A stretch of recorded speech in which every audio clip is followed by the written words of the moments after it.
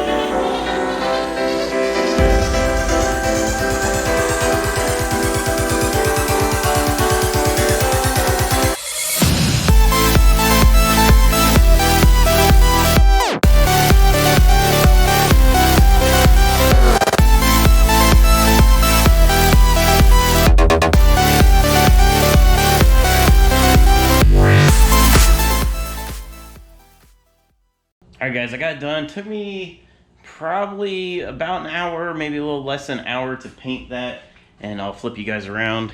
So there are some paint runs. So two things I'll have to do to make it good. Well, three things, I guess.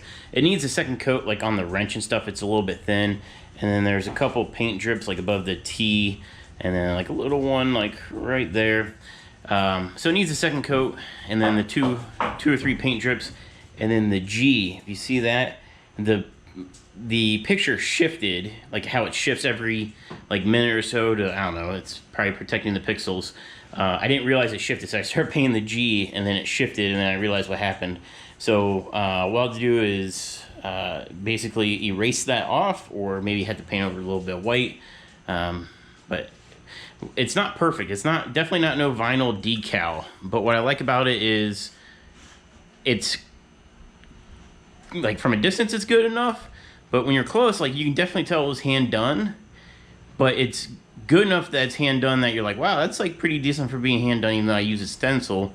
And even using a stencil, it's not perfect, right? But when somebody's over here, they're going to see that that's hand done. I think that gives it kind of a cool factor versus just, you know, buying a vinyl logo that you can stick on the wall. But yeah, so that's it. From here, I mean, I'm going to let this dry overnight, and then I'll go over like the wrench and stuff with more paint to thicken it up. But you could do logos, you could do murals or whatever. I thought about doing like a big Honda logo originally on the wall in like Honda red, but I think that kind of works out, you know, right next to the car, having that kind of logo in the background. I didn't do the text in the top. Maybe I'll add it in the future, where it says building shit boxes since 2002. It does, now that I look at it, it does look kind of empty up there. So maybe I'll do something, or maybe I'll do the YouTube address. But I just didn't want to do all the text because I'm not very patient, and painting is not my thing. So patience and painting go hand in hand, and that's just something that I'm not really good at. So that's why I kind of skipped out on the text on top. But maybe I'll add the YouTube logo or YouTube link up there. Be kind of cool when in the summer when the garage is open, people driving by, they can see this logo. That's another cool thing. All right, that's it for this video. It's quick. I didn't go too in depth on filming it because it's kind of, you know, you're watching paint dry, I guess. But you can do that yourself. The projector I already had, I understand that's a cost that if you don't have one. It was like $100 on Amazon like 5 years ago. I briefly looked, they're still around $100. If you go ahead and buy one, you can use it not only for this, but if you have like a white or like a real light tan or beige exterior wall in your house, even your garage door, you can play movies in the summer on the wall for your family, and that's a lot of fun. I think this summer, now that I found out my neighbor's son is real big into cars, he's going to, from what I hear, go to a mechanic career center, which is pretty cool because I'm a mechanic. Maybe this coming summer I'll play like Fast and the Furious or Gone in 60 Seconds, some sort of car movie out in the driveway on the garage door, and then I'll get the neighbors involved and we'll get some lawn chairs out or popcorn or whatever. But there's a lot of things you can do with that projector, so it's not just like only buy it for this, you can use it for other things. But that's it. If you guys thought this was useful, hit the subscribe button. If you want to see future videos that are related to the car or these other random kind of garage things that, you know, I think are worth posting to YouTube, hit that notification bell. But anyways, guys, thanks for watching, and I'll see you next time.